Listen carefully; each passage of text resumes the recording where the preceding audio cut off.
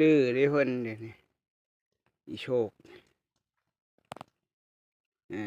เบิ่งอ้วนจุพุอยู่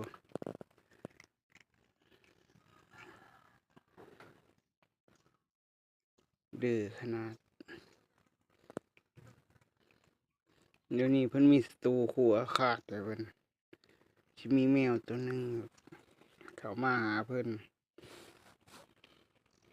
ก็ได้ยินเสียงเพิ่นคูมื้อใดแล้วแม่นแหละโตนั้นมันสีเป็นแถบๆคือมันเนี่ยครับตัวสีมันสิเข้มกว่านี้ครับสิออกเกือบดำเลยแหละ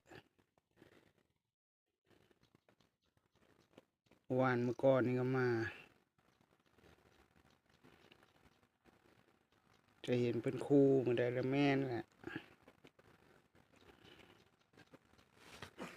สัดกันอยู่เรื่อย